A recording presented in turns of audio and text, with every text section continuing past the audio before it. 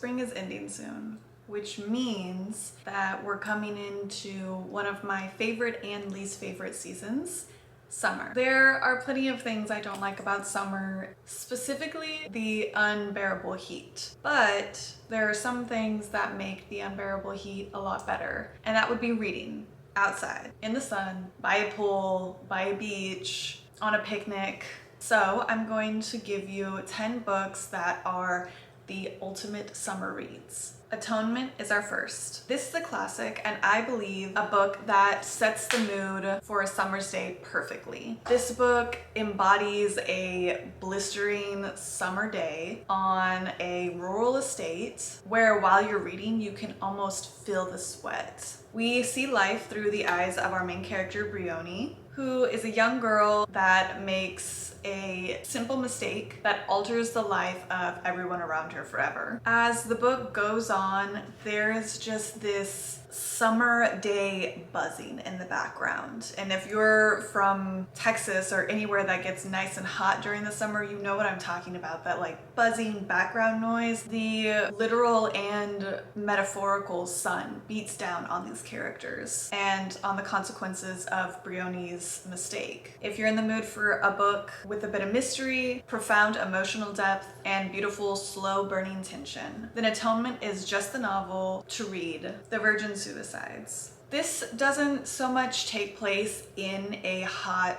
summer time period as it takes place over an entire year, but it has the energy of one of those extremely long, extremely hot summer days in the suburbs of America. The Lisbon sisters live in the suburbs, and they are slowly dying in the suffocating heat of their surroundings. This book has the essence of a sweltering, heavy summer feeling. Like when you're walking to your car and it's so hot that all you want to do is fall asleep. It's hot, it's humid, but it's irresistible, that warm everywhere feeling. And you can't help but wonder if there's something nasty simmering underneath. Instead of the American suburb summer, we have a Paris summer. The same sweltering heat kind of energy, but on the other side of the world. This is Giovanni's Room. This novel follows our main character, who is a young American man, finds himself tangled in this passionate love affair in Paris. Literally, the heat of the city and also the heat of their affair is claustrophobic, electric, and tender. There's the push and pull of guilt and desire, and set in the backdrop of Paris, which is already irresistible. This book is an excellent choice when you want to read something that's richly emotional, unflinching, and heavy. A book that simply oozes summer. Call Me By Your Name. This is set in northern Italy and is basically the definition of a summer romance, the kind that sticks with you well after the summer is over. And no matter what, no matter how much school you have, no matter how much work you do, no matter how much you throw yourself into other hobbies and flings and things, it sticks. This book follows Elio as he falls into an all-consuming, life-changing affair with Oliver. My favorite thing about this book is how the atmosphere, the surrounding area, Italy, the background feels like a character by itself.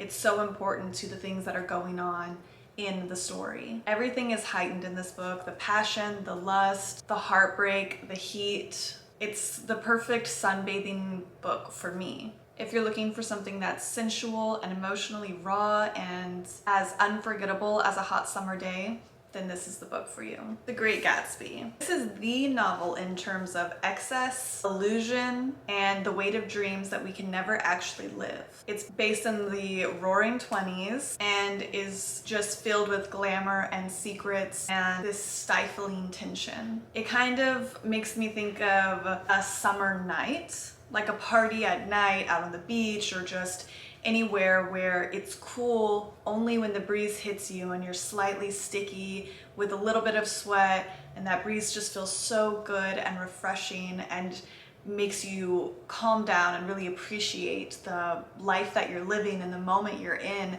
And that's just what this book captures in my mind. It's basically a marriage between summer's sweltering heat and tragedy and desire. The sixth book is Bonjour Tristesse. This is a book that captures the emotional intensity of summer to me. It follows Cecile, who is a teenager, whose life is set into turmoil when her father gets a new lover, and that new lover almost destroys their life. It's a slow burn book full of obsession, teenage recklessness, and a little bit of betrayal. It's another book that kind of feels like a sunburn. Swimming in the Dark. This book has the heat of summer equaled to the heat of a forbidden, passionate love affair between two men. There's this underlying feeling of regret and nostalgia and trying to understand what love means personally, but also during this time where everything was very political and people were scared to be who they wanted to be. Besides it literally being placed in summer and the descriptions of how hot it is and how sweaty everybody gets being almost the forefront of every chapter, the romance just becomes beautiful and magical in this story. The Nude. This follows our art historian who travels to find this rare sculpture, and in the process, for her desire for this artwork, she has to confront her own ambition and her past and take risks and face her desires. This author does a great job of really telling a story while also underlying how important women are in men-dominated fields. The way that this author writes about texture, specifically like sand, tastes, heat, makes this book so good. It makes it the perfect beach bag partner or sunbathing company. At number 9, we have Sour Cherry. Now this one's a little bit different. Instead of it being perhaps a hot summer's day, this is more like those hot summer storms where the sun never stops shining, but it's raining and it's windy and it's still humid somehow, even though the sky is releasing everything that should be making it humid. That's what this book is to me. This is a retelling of Bluebeard, and it's fevered and sticky and haunted. It opens up following a wet nurse who is taking care of a baby, but there's something a little bit off about this baby. His nails grow too fast, and wherever he goes, there seems to be sickness and rot that follows him. This book and the atmosphere that is created in this book, the story is very heavy and wet and just overall a kind of alarming vibe to it, but there is this subtle amount of hope and love and understanding in the background of the entire thing. The last but definitely not least book of my 10 summer day recommendations is The Garden of Eden. This novel explores a interesting kind of relationship between this newlywed couple and another woman. It combines the sweltering heat with this intensity and heat of passion and emotion, a balance almost of paradise and destruction in the way that the prose describes how gorgeous the landscape is and the surrounding area is and the days are, versus a relationship that is ultimately falling apart because of obsession and jealousy and these strong, hot emotions. So there you have it, 10 books that are as hot as a summer's day. Whether you're intrigued by the burn of forbidden love or the sizzle of sun-drenched desire, or maybe even a perfect summer storm, these books are great comparisons for those long summer days. Each one lends its own unique flavor to the summer season. Have you read any of these books? And if so, what did you think of them? And as always, what are your go-to summer reads? Bye.